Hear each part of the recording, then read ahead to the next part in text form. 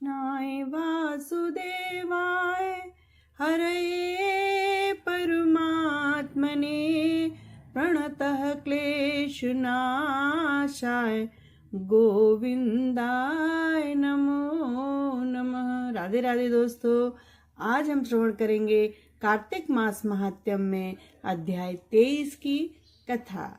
श्री हरि माँ तुलसी की जय हो। कार्तिक मास यह केवल एक महीना नहीं है, यह साक्षात बैकुंठ का द्वार है, स्वयं भगवान श्री हरि विष्णु की कृपा का सागर है। हे भक्तों, आज हम श्रवण करेंगे कार्तिक मास महात्म्य में दिव्य कथा, जिसे देव ऋषि नारद जी ने धर्मज्ञ राजा पृथु को सुनाया था। यह अध्याय उन दो दिव्य वृक्षों की महिमा बताता है जो भगवान को अत्यंत प्रिय है, तुलसी और आंवला।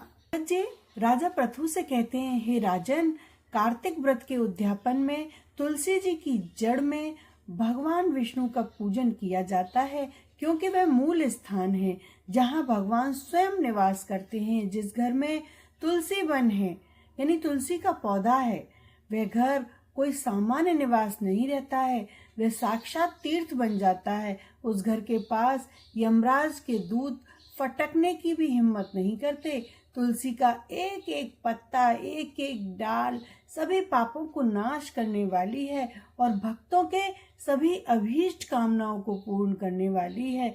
तुलसी का कितना बड़ा प्रताप है।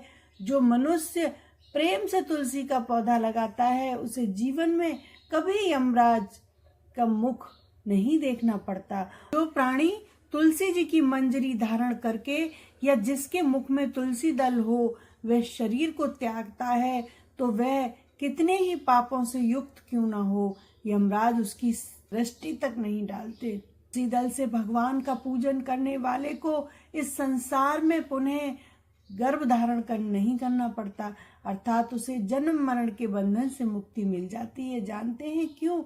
क्योंकि तुलसी दल में पुष्कर आदि तीर्थ, गंगा आदि सभी पवित्र नदियों और विष्णु आदि सभी देवता निवास करते हैं। अब नारद जी आंवले के वृक्ष की महिमा बताते हैं, जिसे धात्री भी कहते हैं। हे राजन, यह धात्री वृक्ष भी भगवान विष्णु को अत्यंत प्रिय है। यह वृक्ष इतना पवित्र है कि इसका स्मरण करने मात्र से मनुष्य को गोदान के समान फल में प्राप्त होता है। कार्तिक मास में जो भक्त आंवले के वन में भगवान विष्णु की पूजा करते हैं, उनके सभी पाप ऐसे नष्ट हो जाते हैं जैसे सूर्य के आते ही अंधकार खत्म हो जाता है। यही नहीं, धात्री की छाया में किया गया कोई भी पुण्य कार्य और विशेष रूप से आंवले की छाया में बैठकर किया गया भोजन, जब हम आंवले के वृक्ष के नीचे बैठकर भोजन ग्रहण करते हैं, इसके समान कोई भी पुण्य कार्य नहीं है और इससे बहुत फल मिलता है, बल्कि करोड़ों गुना अधिक फल देता है। नारद जी ने एक और गहरा रहस्य बताया।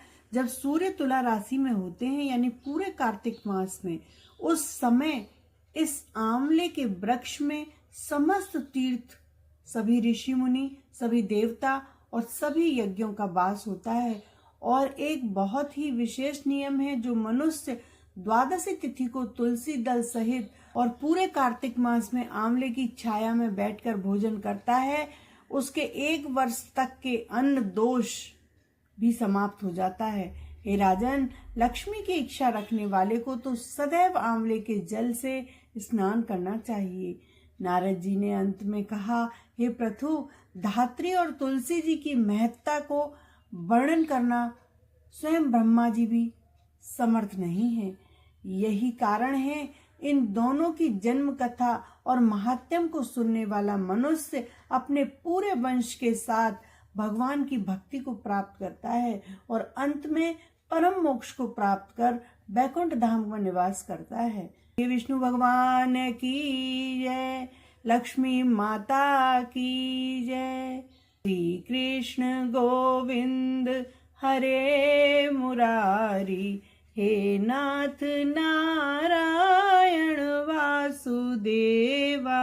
श्री कृष्ण गोविंद हरे मुरारी, हे नाथ नारायण वासुदेवा, श्री कृष्ण गोविंद हरे मुरारी।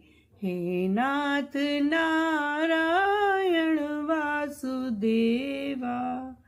राधे राधे दोस्तों, चैनल को लाइक करें, शेयर करें और सब्सक्राइब करना बिल्कुल ना भूलें।